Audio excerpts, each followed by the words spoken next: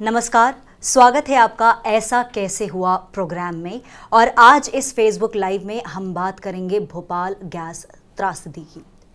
1969 का वो समय था जब union carbide India limited American factory आती है भोपाल और शुरू करती है 7 नाम के कीटनाशक का उत्पादन।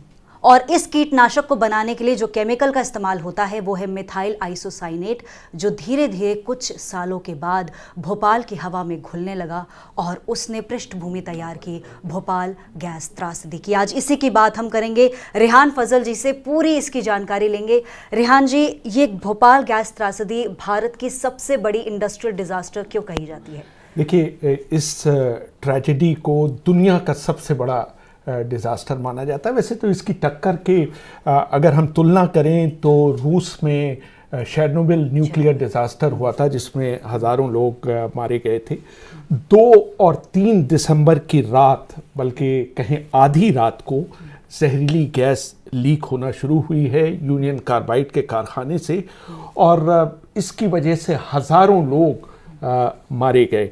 और जहाँ तक ऑफिशियल रिकॉर्ड की बात है, कुल मिलाकर 3,787 लोगों के मरने की बात स्वीकार की गई है। लेकिन जो एक्टिविस्ट हैं, जो उनके रिलीफ के लिए काम कर रहे हैं, उनके हिसाब से अगर उनकी बात मानी जाए तो इस एक्सीडेंट में 8,000 से लेकर 10,000 के लोग के बीच में लोग मारे गए थे। और सरकार का कहना है कि ये जो दुर्घटना हुई थी इसमें 5,58,125 लोग प्रभावित हुए थे कुल मिलाकर, और उसमें 3900 लोग जो थे वो बहुत ज़्यादा गंभीर रूप से प्रभावित हुए थे। और ये गैस लीक के बारे में पता चला आधी रात के बाद, और ठंडी हवा चल रही थी। दिसंबर का महीना था, 2 और 3 दिसंबर की रात थी, और उस हवा की वजह से ये गैस का रुख शहर की तरफ हो गया और उसने बहुत से लोगों को अपने आगोश में ले लिया। जो उनमें से बहुत से लोग सो रहे थे, बहुत से लोग जाग भी रहे थे। और सरकारी आंकड़ों की बात मानी जाए तो करीब 3,000 लोग गैस रिसने के कुछ घंटों के अंदर ही मर गए थे। और इस तरह का अनुमान है कि कुल मिलाकर 40 टन मिथाइल आइसोसाइनेट हवा में गई थी उस दिन। और ये बहुत ही जहरीली गैस है।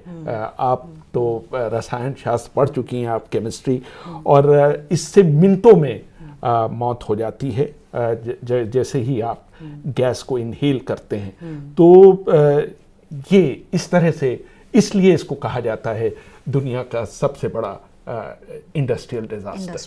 C2H3NO इसका केमिकल कॉम्बिनेशन था। और अगर हम इसकी बात करें रिसाव की, तो रेहान जी, किस वजह से इस केमिकल का जो रिसाव वो हुआ था, मतलब वजह? देखिए, ऑफिशियल रिकॉर्ड ये कहता है कि MIC गैस पानी के साथ मिक्स हो गई और इस पानी को प्लांट को कूल करने के लिए, मतलब ठंडा करने के लिए वहाँ रखा गया था। और इस मिक्सचर की वजह से वॉल्यूम ऑफ गैस जनरेट हुई और जिससे टैंक नंबर 610 पर बहुत ज़्यादा जिसे कहते हैं कि प्रेशर पड़ा, और जो उसका टैंक का कवर था वो जाता रहा और पूरी गैस, टनों गैस हवा में प्रवाहित हो गई और बहुत बड़े एरिया में। और अनुमान लगाया जाता है कि करीब 5 लाख लोग इससे प्रभावित हुए उससे। बिल्कुल। और करीब 68,000 लीटर लिक्विड मिथाइल आइसोसाइनेट के 3 स्टोरेज टैंक जो है उस वक्त वहाँ पर मौजूद थे। और जैसा कि रेहान जी बता रहे किस तरह का मंजर था। लेकिन जब ये गैस फैली भोपाल में, तो भोपाल में और उसके आसपास के इलाकों में किस तरह का मंजर हो गया था और क्या वहाँ पर? देखिए, उस समय 1984 में भोपाल की पूरी जिसे कहते हैं जनसंख्या थी 8.5 लाख, यानी 8,50,000 लोग रह रहे थे। और करीब करीब आधी जनसंख्या या तो खांस रही थी या फिर उनकी आंखों में खुजली हो रही थी, उनकी खाल पर खुजली हो रही थी, उन्हें सांस लेने में तकलीफ हो रही थी। और इंटरनल हेमरेज भी हो रहा था, यानी शरीर के अंदर भी रक्तस्राव शुरू हो गया था, कुछ लोगों को निमोनिया हो गया था। और जो रहने वाले उस कारखाने के आसपास रहने वाले लोग थे और ख़ासकर गांव में रहने वाले लोग थे, वो बहुत ज़्यादा प्रभावित हुए थे। और जो यूनियन कार्बाइड का जो अलार्म सिस्टम था, जो ख़तरे के समय जो अलार्म बजता है, उसने बिल्कुल काम नहीं किया उस दिन, बल्कि कोई अलार्म बजा ही नहीं। और अचानक हज़ारों लोगों ने रुख किया अस्पताल का। 3 दिसंबर की सुबह थी और सारी शिकायतों के साथ वो अस्पताल की तरफ पहुँचे। और आजकल की तरह, आजकल तो भोपाल में बहुत सारे अस्पताल हैं। 1984 में सिर्फ 2 बड़े अस्पताल हुआ करते थे पूरे शहर में। और अब आप कल्पना करिए कि 2 अस्पतालों में शहर की आधी जनसंख्या अपनी तरह तरह की शिकायतों के साथ पहुंच रही है। वो सिंपली कैपेबल नहीं थे कि इतनी बड़े स्केल पर लोगों को देखना, और लोगों को सांस लेने में बहुत दिक्कत हो रही थी और वो कंफ्यूज थे पूरी तरह। उनको समझ में नहीं आ रहा था कि हो क्या रहा है। एक तो आधी रात को ये हो रहा था और डॉक्टर्स को भी तुरंत नहीं पता चला कि ये माजरा क्या है और इस बीमारी की जो सारी बीमारी है इसका कारण क्या है। और हर आदमी उससे अफेक्टेड दिखाई दे रहा था। और कुछ जो मरीज थे उन्होंने शिकायत की कि एकदम से उनकी आंखों की रोशनी चली गई है। और डॉक्टर्स, जो भोपाल के डॉक्टर थे, एक तो आप इमेजिन करिए कि रात में फुल उस पे तो डॉक्टर रहते नहीं हैं, इमरजेंसी में 1 या 2 डॉक्टर बैठते हैं। उन्होंने इस तरह की जो हालात थे उनका सामना कभी नहीं किया था और उनको कोई तजुर्बा नहीं था इंडस्ट्रियल डिज़ास्टर, इस स्केल के इंडस्ट्रियल डिज़ास्टर का सामना करने के। और जो सिम्टम थे मिथाइल आइसोसाइनेट के, उनके बारे में भी डॉक्टरों को बिल्कुल भी अंदाज़ा नहीं था। और करीब 50,000 लोगों को पहले 2 दिन में ट्रीट किया है इन दोनों अस्पतालों ने। रेहान जी, ये जो लोगों पर बीत रही थी, तो इसका कोई डॉक्यूमेंटेड अकाउंट भी है? देखिए, बहुत सी किताबें लिखी गई हैं, बहुत से लोगों ने अपने अनुभव साझा किए हैं। एक साहब हैं आशय चित्रे, ये बहुत मशहूर फिल्म मेकर हैं और उस ज़माने में भोपाल के भारत भवन के पास रह रहे थे। तो ये वर्णन देते हैं कि करीब 3 बजे सुबह इनको अचानक अपने घर के पास एक शोर सा सुनाई दिया। और चित्रे के साथ उनकी पत्नी भी थी जो 7 महीने गर्भवती थी, रोहिणी उनका नाम था। उन्होंने दरवाज़ा खोला है और ये गैस का एक, कहते हैं कि बहुत छोटा सा अंश कमरे के अंदर घुसा और बिल्कुल उनको सांस लेने में तकलीफ होने लगी है। और उनके आँखों और नाक से जिसे कहते हैं कि पीले रंग का एक द्रव निकलने लगा है। और उन्होंने तुरंत वहाँ पे एक बेडशीट थी अपने बेडरूम में, उसको उन्होंने पकड़ा और ये पूरी ताकत से बाहर भागे हैं। उनके घर के बगल में श्याम सुंदर पाटीदार थे, minister of state Arjun Singh cabinet में वो रहते थे। और करीब 300 मीटर की दूरी पर मुख्यमंत्री अर्जुन सिंह का बंगला था। और हर तरफ गैस फैली हुई थी। अब लोग दौड़ रहे थे सड़कों पर बेतहाशा और उनको अंदाज़ा नहीं था कि कहाँ जाएंगे तो कहाँ वो सेफ होंगे, बिल्कुल डायरेक्शनलेस। और कोई उन्हें बताने के लिए नहीं था कि कहाँ जाएं और कहाँ ना जाएं। ना अलार्म बजा था ना कुछ। और डर इतना था, पैनिक इतना था कि लोग अपने सोते हुए बच्चों को अपने घर में छोड़कर भागे हैं। अब आप समझ लीजिए, उससे आप अंदाज़ा लगा लीजिए। और जैसे कि भीड़ भाग रही है और कुछ लोग भागते भागते थक जाते थे, तो जो दूसरे लोग थे वो पीछे मुड़कर उनका हालचाल लेने रुकते नहीं थे, वो सीधे भागते चले जाते थे। तो चित्रे दंपति हैं, ये वहाँ पर नज़दीक में पॉलिटेक्निक था, वहाँ जाकर उन्होंने शरण ली और फिर उन्होंने कहा कि इसके आगे वो नहीं जाएंगे। और करीब 5 बजे पुलिस की एक वैन आई है, उन्होंने अनाउंस किया है, वैन से बाकायदा अनाउंसमेंट हुआ है कि अब सारे लोग अपने घर वापस जा सकते हैं, अब सुरक्षित है सब कुछ। लेकिन किसी ने उसका यकीन नहीं किया। और चित्रे का अनुभव ये है, वो बताते हैं कि 3 दिन बाद वो अपने घर वापस लौटे हैं उनके घर के कंपाउंड में एक अनार का पेड़ था, वो पूरी तरह से पीला पड़ चुका था, और एक पीपल का पेड़ था, उसके सारे पत्ते काले हो गए थे। अब आप इससे अंदाजा लगा सकते हैं कितना भयावह दृश्य था वहां पर। बिल्कुल। और रेहान जी, अगर हम बात करें, हम आपके कमेंट्स भी यहाँ पर लगातार पढ़ रहे हैं और हम ज़रूर आपके जो टिप्पणियाँ हैं वो यहाँ पर ज़रूर लेंगे, लेकिन क्योंकि यहाँ पर रुचि इसमें इस वजह से बढ़ रही है कि अस्पताल का जो हालात थे वो किस तरह के थे वहाँ पर जब ये सब चीज़ें चल रही थी। देखिए, हमीदिया अस्पताल बहुत मशहूर अस्पताल है भोपाल का। वहाँ सबसे पहला जो पेशेंट पहुँचा है वो रात के 1:15 बजे, यानी गैस रिसाव के 1 घंटे 20 मिनट के बाद, और 5 मिनट के अंदर 1000 लोग, करीब 1000 लोग वहां पहुंच गए, और 2:30 बजते बजते करीब 4000 लोग उस अस्पताल में पहुंचे हुए थे।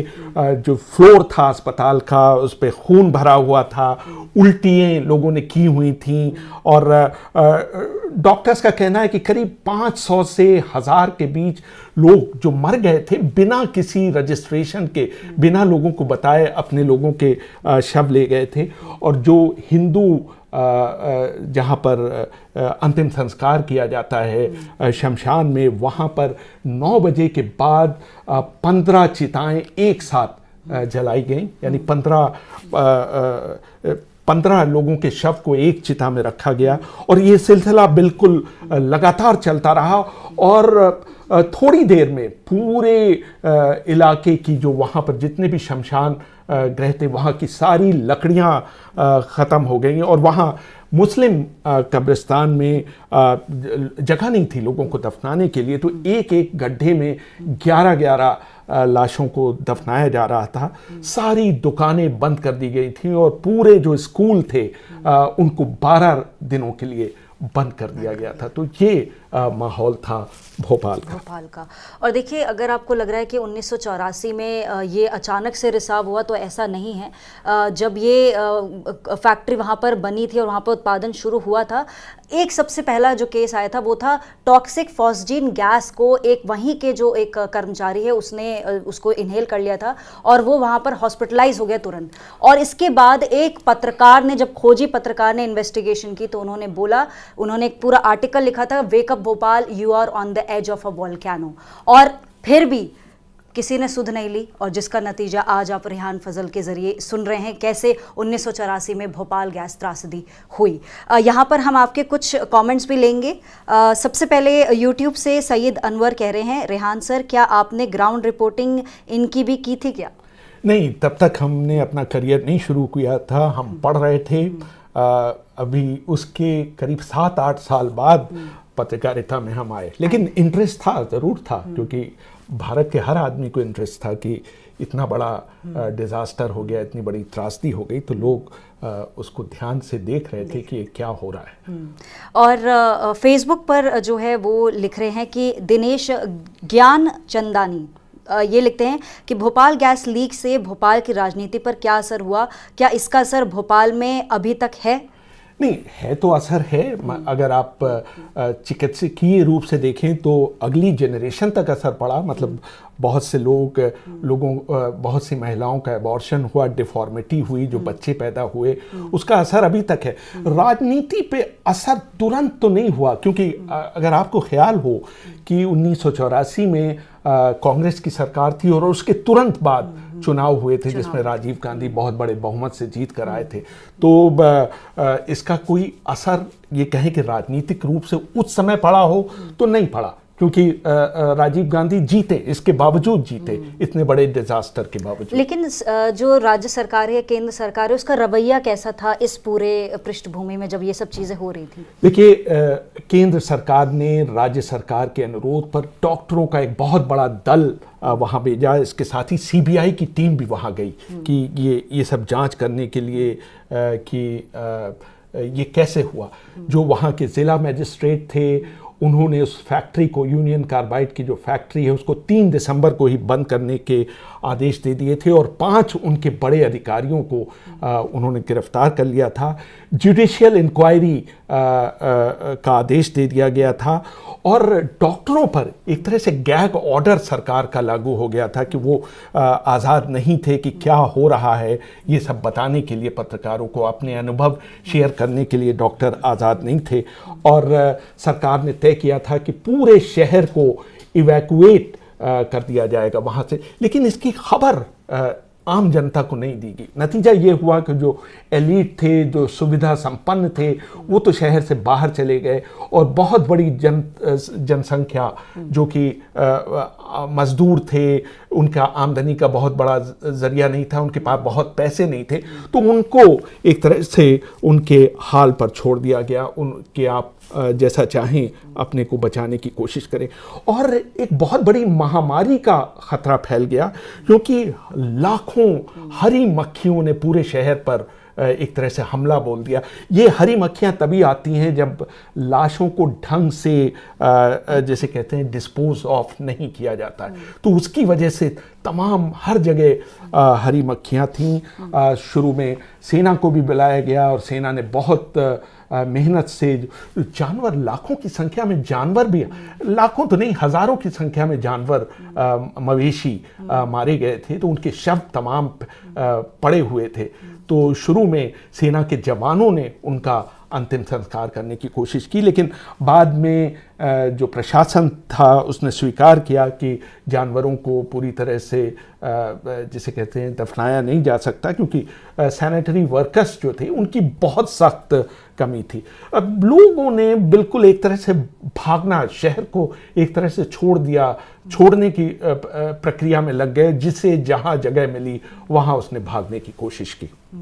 लेकिन रंजन जी, मुआवजा कितना मिला और किस तरह से उसका मतलब एक तरह से वितरण हुआ, ये सब चीज़ें, और विरोध प्रदर्शन कैसे हुए, इस पर भी बात करना। देखिए, ये ज़्यादातर जो विक्टिम्स थे डेली वेज अर्नर्स थे, वो रोज़ दिहाड़ी पर काम करते थे और उनको कुछ भी खाने के लिए नहीं मिल रहा था और कोई रिसोर्सेज नहीं थे उनके पास कि वो खाना खरीद सके, और अगर मिल भी रहा था तो उनकी महिलाएं, उनकी बीवियां या उनके घर में जो महिलाएं थी इस पोजीशन में नहीं थी कि वो खाना पका सके।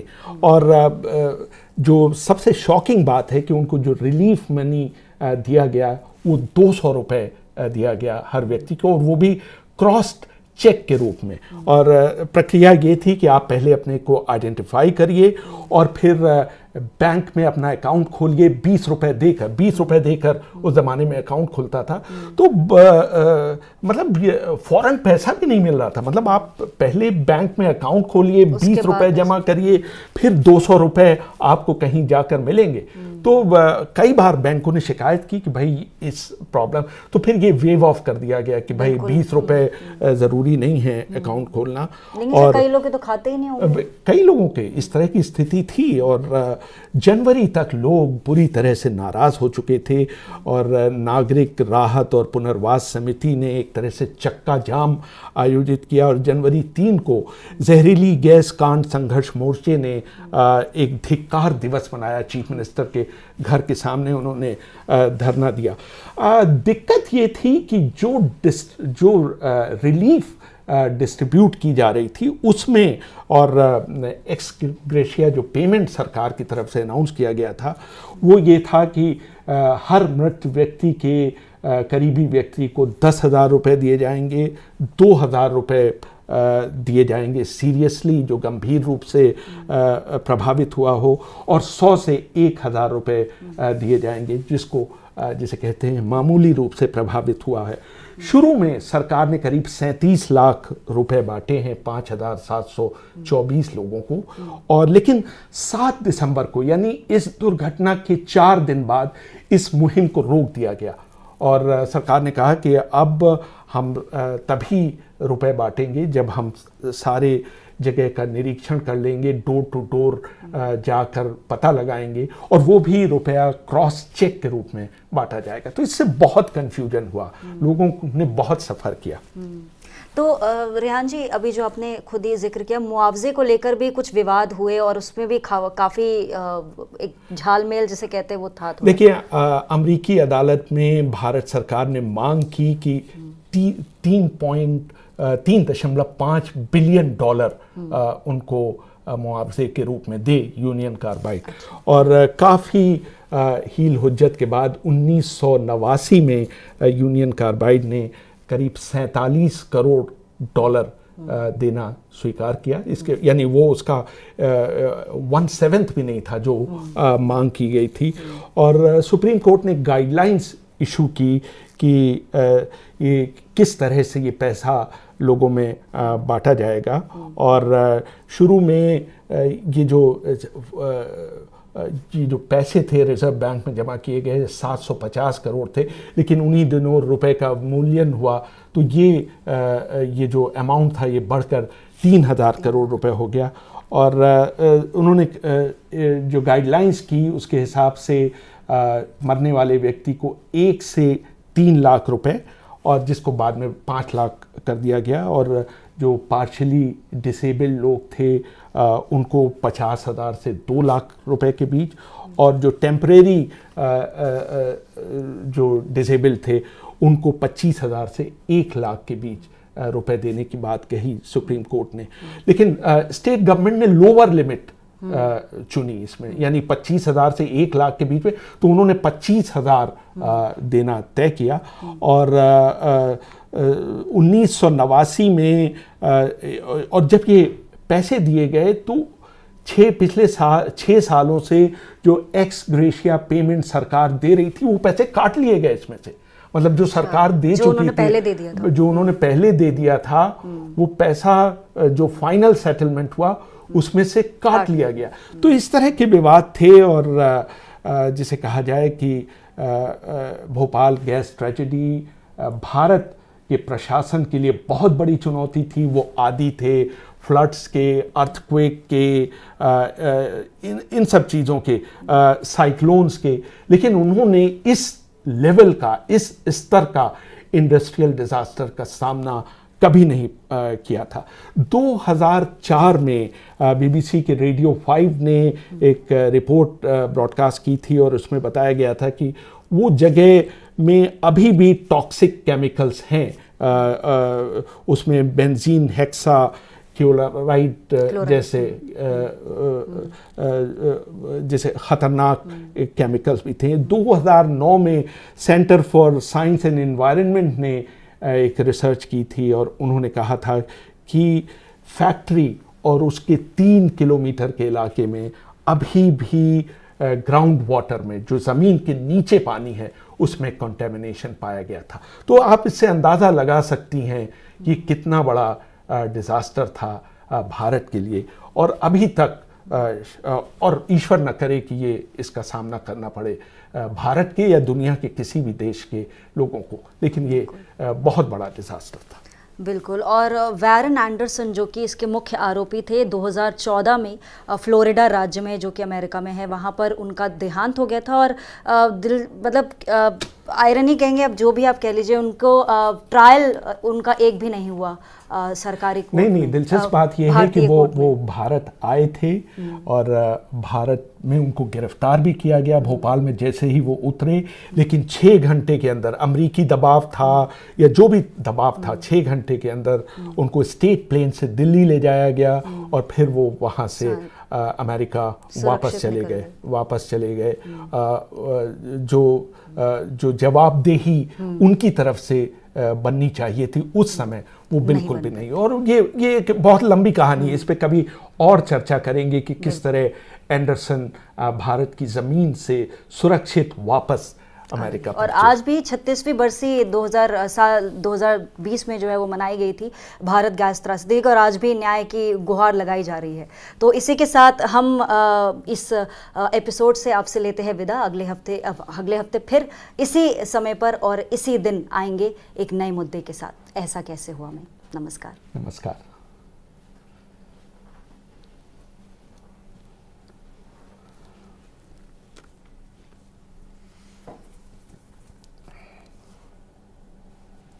सर ये बहुत बढ़िया लगा, लास्ट में जो डिस्कशन एकदम नेचुरल हुआ, मज़ा आया सर। ये ऐसे ये लगता है लाइव। चलिए साहब। इसी समय पर और इसी दिन आएंगे एक नए मुद्दे के साथ, ऐसा कैसे हो। नमस्कार सर। मैं तो खो गई थी इस वाले में, आपने जैसे